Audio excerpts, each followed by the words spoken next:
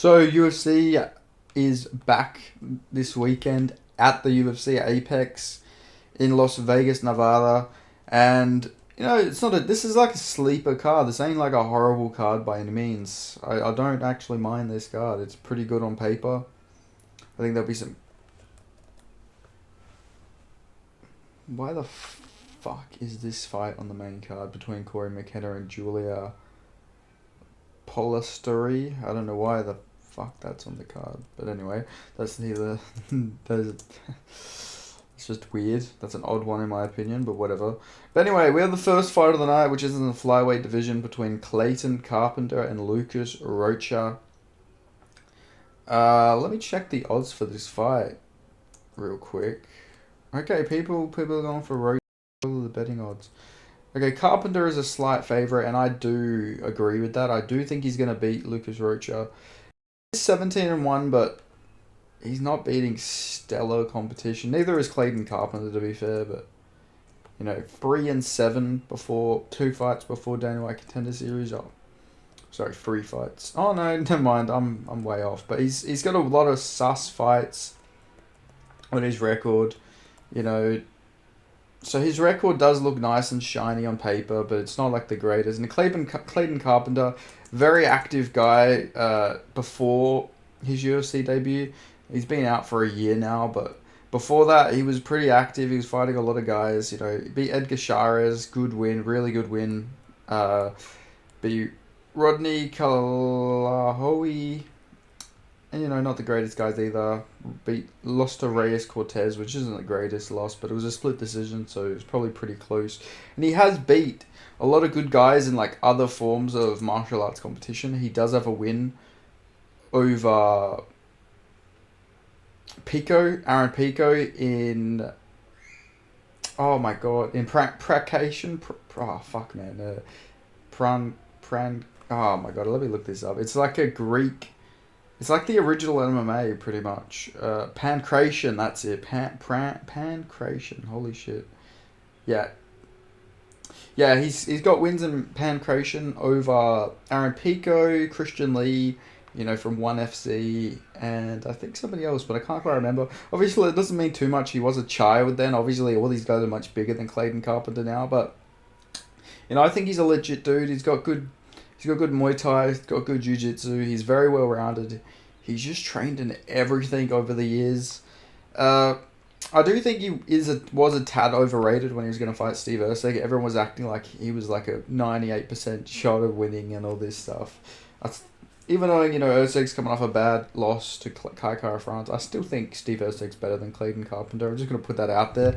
But I'm going to go Clayton Carpenter. I think he will beat Lucas Rocha. He might win by KO, honestly.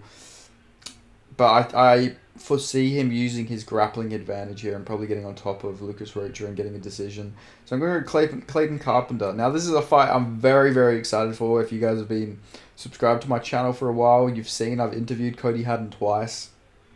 So, I am a big fan of Mr. Cody Haddon. He's from my area of Perth as well. He's not just from Perth, he's from my area of Perth. So that's also pretty exciting to see a guy from a neighbouring area go on to do such big things and go on to the UFC. So I'm very excited for that as well. And I think he's just a totally great prospect as well. He's very well rounded. He's got very good boxing. He started implementing his kicking game a lot more as well. We've seen against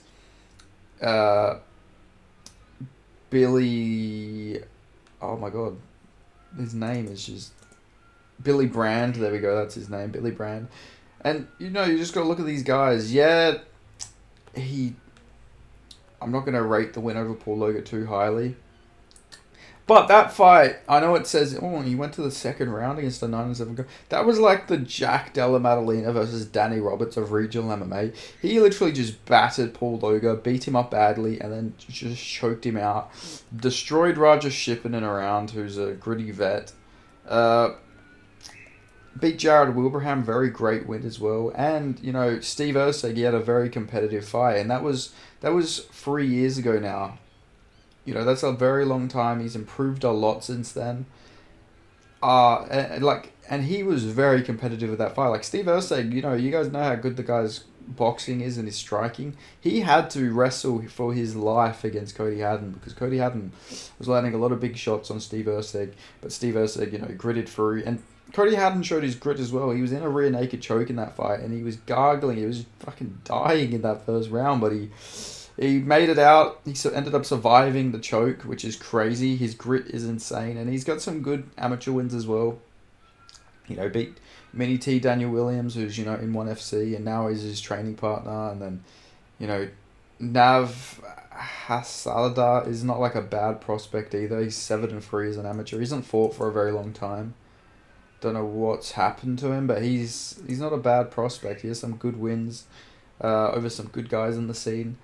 But I think Cody Haddon will win this fight, not just because I'm biased or anything. I do think this is a good matchup for him. Yes, Dan Argueta is a very good grappler. He does wrestle very well, but he doesn't have the greatest gas tank. And Cody Haddon, there's one thing about him. Fights at a very high pace. He's always moving forward. He's always throwing a lot of output. He mixes it up to the body. And while he can be taken down at points, he's very hard to hold down. He's got very good get-ups. And he is very strong in general. I think he's going to be able to get some hands on Dan Argueta in this fight. I think we're going to see him mix it up very well to the body, hit him over and over again, and then eventually I think he's going to be able to get him out of there. So I'm going to go Cody Haddon. And I think I'm going to go second round TKO. I really do think he's going to put a bad beating on Dan Argueta. Argueta's not like a bad fighter by any means. Like, Dan Argueta could definitely win this, and I don't think it would be the end for Cody Haddon either. This is a very tough fight for Cody Haddon to get for his debut. Like, I'm not going to sugarcoat this. This is not the fight I would have given Cody Haddon for his first UFC debut, for his first UFC fight. But it is a fight I think he will win. But it is definitely like a big, big challenge for his debut. But I think he's going to be able to get this one done. He's a very, very good fighter. He's very young as well. I think might be turning 26 now. Maybe might already be 26. So, he's very young. He's been training his whole life. Like, he is very good. He's got an extensive amateur boxing background. He's a very good fighter. So I'm going to go Cody Haddon to get this one done by TKO over Dan Argueta. Dan Argueta, very good grappler, but no striking. And I think with the way Cody Haddon pressures, I don't think Dan Argueta is going to be able to get those takedowns. I think he's going to get up, pushed against the fence, and I think he's going to get beaten up. So I'm going Cody Haddon second round TKO. Then we have Chris Barnett versus Junior Tafa. Now, Junior Tafa, he's had a rough go of things. 5-3. But, like I say, he's not losing to schmucks. The Mo Usman fight, I generally think he won on damage. Mo Usman did no damage. The Marcos Rodrigo de Lima fight is just like, that's just a rough one in general because he fought him on like 12 hours notice. Yeah, he was meant to fight Carl Williams the month after, but literally he was not prepared to fight Marcos Rodrigo de Lima, which is a much different matchup to Carl Williams, who ended up just kicking his leg up. Now, that is a bit sus because Junior Tafa was like a top 5 glory kickboxer at heavyweight, so that was a bit sus in my opinion, but it's still a tough fight, obviously, to get on such short notice. Especially Carl Williams, a one-dimensional wrestler, who just got cut, by the way, which I don't agree with at all, which is really stupid, to be honest. I get he wasn't like the most crowd-pleasing fighter, but it's still a weird cut. But regardless, then he fought Volta Walker, and Volta Walker, got a heel hook, and then we had like the weird verbal tap. I think Junior Tafa will be able to beat Chris Barnett. Chris Barnett, very fun striker, but he's very, very small. Not mass-wise, but like height-wise and reach. Oh, actually, he's got the longer reach, although I don't think that reach is accurate. I'm pretty sure Junior Tafa's got a 74-inch reach. But, looking at this fight, I think Junior Tafa is the much better striker. He's younger. I don't think Chris Barnett's going to be able to go in there and offensively wrestle. He can be hurt quite a lot. Chris Barnett is the guy who got TKO'd by... Oh my god, man. He's Slovakian or Slovenian. What's that dude's name? Martin Buday. Buday barely ever finishes anybody. Oh, it was technically a technical decision, but he broke his rib and beat the shit out of him. Jake Collier almost beat him as well. That's also going to be worth mentioning. I don't know. I think Junior Tafa is going to win this. It's going to be a weird fight to watch though. But I think Junior Tafa is a much better striker, and all of his problems are against grapplers, except for Marcos de Lima, who did kick up his leg, but I don't think Chris Barnett is oh my god, I'm like slurring my words. I'm slowly getting CTE from making these videos. I don't think Chris Barnett is going to be able to go in there and offensively, go in there, kick up his leg. He's not as athletic. He's not as good as Marcos Rodriguez de Lima. I think Junior Tuff is going to catch Chris Barnett. Jake Collier almost had him out of there. He got a very crazy comeback victory, but I really do think Junior Tuff has got this one in the bag, so I'm going Junior Tuffer. Then we have Nico Price versus Femba Garimbo. This is a difficult fight to predict, because Nico Price did beat the shit out of Alex Morono, and that was a very good win. But then also, he's just looked awful. Like, I don't want to be a dick, but he really has just looked awful lately. Chinned in 39 seconds by Washed Robbie. Got TKO'd by Phil Rowe. That Alex Oliveira win, he looked horrible in that fight. Michel Pereira, he sort of won that. Well, not won, but it was very competitive. He didn't look great against Washed Cowboy as well. That was a pretty bad look. Went to a draw, then a no contest due to weed. I'm going to go with Femba Garimbo, but I'm not super confident. I'm not like sold on Femba Garimbo. Yeah, he's on like a 3-fight winning streak. And he did look good against P. Rodriguez, but the Ramez Brahimaj was just a meh fight. But I do think he'll be able to take down Nico Price and get a decision. So I'm going Femba Garimbo decision. Then we have Pat Sabatini versus Jonathan Pierce. This is a tough fight too. Oh my god, man. Everyone's going with Pierce. I get that. I honestly understand that. He arguably beat David Onama, which is a good win. You know what? Pat Sabatini, I think he's coming off a win. No, he's coming off a loss. Who did he lose to last time? Wasn't he fought after Diego Lopez, didn't he? Oh, no, he's on a 2-fight winning streak. No, they're counting his grappling matches. That's weird. Why are they counting his grappling matches? That's very bizarre. I've never seen them ever do that before. He did get brutally chinned by Diego Lopez, but Diego Lopez is the real deal. There's no denying he is the real deal. Hold on, I'm just going to fix that camera real quick. Like, he is the real deal. So I'm not going to, hate on him for that loss by any means. But at the same time, his chin has always been a problem, and Jonathan Pierce isn't like a heavy puncher, but he can get TKOs, he can hurt people. So I'm going to take Jonathan Pierce here. I do think he's very gritty. Pat Sabatini's a very good grappler, but I think Jonathan Pierce will get this one done. He's very gritty. He is younger. I think if he lands some big shots, he could beat Pat Sabatini. He's definitely got the better striking here. He's got some weird, sneaky good wins. The Darren Elkins fight, it's Darren Elkins. But he did beat Makwan, but everyone does beat Makwan, to be fair. But I think he can get some ground and pound TKO here. So I'm going to go Jonathan Pierce. Not super confident on this fight, but I just can't trust in Pat Sabatini's chin. Then we have CJ Vergara versus Ramazan Timurov from the Uzbek. This guy was killing it in Ryzen back in the day. Well, I say back in the day, literally, I think this year. Last year, okay. So he hasn't fought for a bit, but he's got very good hands. He's very powerful. I'm going to go Ramazan here by TKO/KO. CJ Vergara is... I don't know, he wins some, he loses some. He's very hit and miss. But that Daniel Lacerda fight does make me think that he will get this one done. Lacerda's not like a great fighter, and he had him badly hurt. That is MMA math, but I think Ramazan Timurov is much more powerful, a much better fighter than Daniel Lacerda. I think if he has you badly hurt, then I'm absolutely sure that Ramazan Timurov can have you hurt. So I'm going to go Ramazan Timurov by TKO. Then we have Chidi Nchikwi versus Jared Gooden.